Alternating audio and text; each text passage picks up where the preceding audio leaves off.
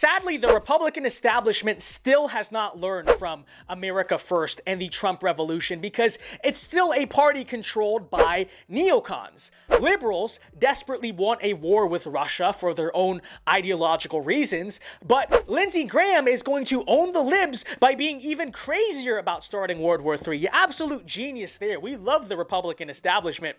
But today, we are going to be giving the America First, real conservative response to three common neocon talking points surrounding Russia and Ukraine. But these could equally be applied to American liberals because both sides seem to be parroting the exact same talking points. You notice how neocons are like always in lockstep with the left? Yeah, kind of interesting how that works, right? I really wonder why that is. But anyways, that's today's video. But before we continue, this is going to be a very based video. I promise you that. But if you want it to be epic, be sure to leave a like on the video and subscribe right now if you're new. Do it right now. Leave a like. I'm watching you. I'm watching you. Did you subscribe yet? All right, you did it? All right, okay. Well, the first talking point that I want to address is that it is somehow your patriotic duty to care about what happens in Ukraine. This is perhaps the most broad one, but I think it's the most important to respond to because neocons love to claim that defending democracy across the globe is the quote-unquote American way and like to label the America First crowd as unpatriotic just like they did in Iraq. But let's point out that this view of quote-unquote patriotism is actually devoid of any real American history. As a matter of fact, it is not the American way to defend gay rights and liberal democracy around the world. Quite the opposite. George Washington famously warned against entangling foreign alliances in his farewell address. And he was not alone. Most of the founding fathers agreed that it should not be the job of this republic to fight the wars of the rest of the world. So the neocons can invoke patriotism and the founders all they want, but the founding fathers would not have agreed with them. The truth is that the founding fathers were just as America first as you and I. And it goes beyond the founders too, because neocons love to tout America as the superpower of the world, yet globalism is not what made America into the superpower it is today. In fact, it was nationalism that did that. America was not made great by free trade and world policing. Quite the opposite. America was built on domestic manufacturing and avoiding endless conflict. We firstly became the superpower of the world because we were the manufacturing power of the world. Believe it or not, we used to actually make things here, and we used to be the world's top manufacturing power. And it's funny, because neocons love to celebrate our victory in World War II, but it was actually America's manufacturing power, not our like quote-unquote democracy or whatever. No, it was our manufacturing power that won us the war. Yeah, the same exact manufacturing that the neocons outsourced to the rest of the world is what won us World War II. But they love acting like everything is World War II and always talking about World War II, right? Weird how that works. Secondly, America became a superpower because she avoided endless conflict. Neocons, again, think that we just became a world power because we won World War II, but that's not reality. America grew strong because she avoided most of the petty wars of Europe during the 1800s and focused on herself. She had a limited role in World War I, and she did everything that she could initially to stay out of World War II. Again, globalism and interventionism has never been the American way. But we should also note that America became the sole superpower of the world because she avoided the homegrown destruction of World War I and World War II that left Europe in ruins and left the European nations unable to sustain their empires of old. For instance, the destruction of World War I left Europe reliant on American manufacturing, and the destruction of World War II left Europe reliant on the American military for its defense. As we see, America did not grow great and strong by conquering the rest of the world. We grew great precisely because we stayed out of the mess that destroyed the rest of the world around us. Again, you want to talk about patriotism and American values? Well, isolationism is and always has been the American way.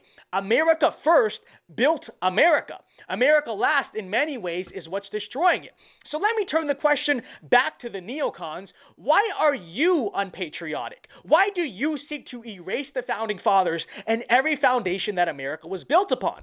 It's an honest question, so that's talking point number one. I mean, we'll get a little bit more specific here, but I thought it was very important to first get that out of the way because we are so often called unpatriotic and un-American for supporting the actual values that built America, and it's ridiculous. It needs to end. America first is the American way. No ifs, ands, and buts about it. Okay, folks, well, the second neocon talking point that we're going to address today goes along the lines of, well, nobody's saying we're actually going to put troops on the ground, so I don't see the big deal with all this warmongering. I mean, if we're not sending in troops, then why are you so upset? What's the big deal?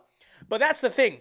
You can still provoke tension and war without direct action. Look at all of the actual solutions that the neocons are presenting. For instance, they want to send arms and tanks and planes to Ukraine. But sending arms right to Russia's enemy on their own border is an act of aggression. Establishing a no-fly zone and adding Ukraine to NATO are still acts of aggression. Here's one for Lindsey Graham, calling for the assassination of a foreign leader and encouraging the people of that country to commit regime change is still an act of aggression.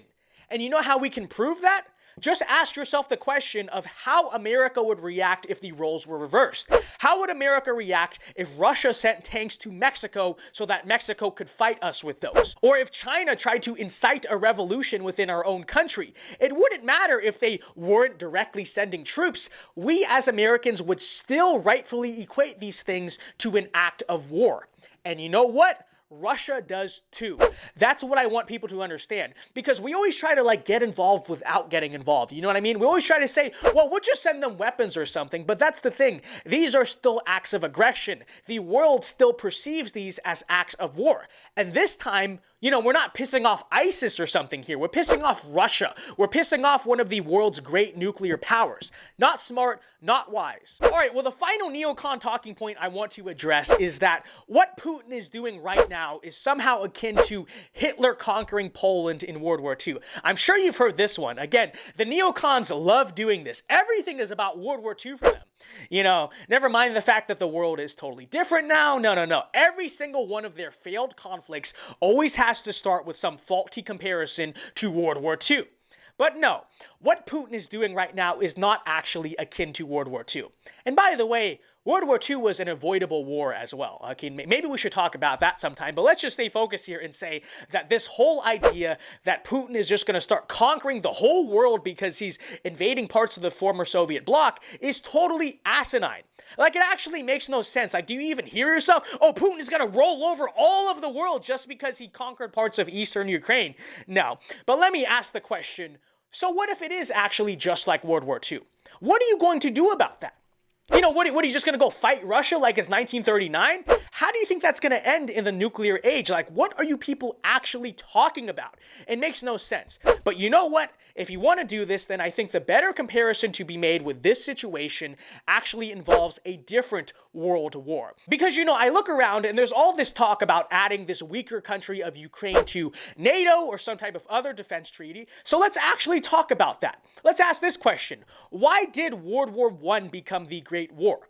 Because it actually just started out as a conflict between two nations. Everyone knows about the assassination of Franz Ferdinand, but basically the reason why that happened was because the Austro-Hungarian Empire was trying to annex parts of Serbia, and guess what? Serbia didn't like that. Sound familiar? Sound very familiar? But again, this conflict went from a conflict between two nations to one of the bloodiest wars in world history precisely because of entangling foreign alliances and complicated defense treaties. All of the countries who had defense treaties with Serbia and Austro-Hungary were baited into a huge world war. Sound familiar? You look at what they're doing today, right? Ukraine wants to join NATO. Russia is getting closer to China. What do you see building here? What do you see going on? That's right. It's excessive alliances and defense treaties. George Washington hated these for a reason because it leads to stuff like this. And it honestly seems more likely to me that reckless alliances cause a war here than it does that Putin just magically starts going on a blitzkrieg against the rest of Europe. Just saying. Okay, well, there's a fourth talking point here, and that's specifically on the topic of adding Ukraine to NATO. I obviously touched on that briefly multiple times in the video, but long story short, this is a terrible idea. And I was going to talk about NATO specifically right here, but I'm actually going to be doing a video for the APU channel this week on that exact topic. So I figured for the interest of time, I'll let you guys go right now, and we'll save the NATO stuff for that video. But if you haven't already, be sure to go subscribe to us over at the American Populist Union, a very epic America First nonprofit that is really changing the ball game right now. And again, my exclusive video on adding Ukraine and other countries to NATO will be posted on there. Link to our channel is in the description, so go subscribe. But yeah, folks, for now, that'll do it for me. Again, remember to leave a like and subscribe if you're new. Don't be a neocon. Be a real conservative. Put America first. Alpha moves only. I hope you have a great day. God bless and peace. Thank you. Oh, by the way, before I go, thank you for 11,000 subscribers. The channel's never been doing better. Sorry to all of the haters and losers. It's so true, but thank you. Yeah. Anyways, God bless. See you guys later. Americanism, not globalism, will be our credo as long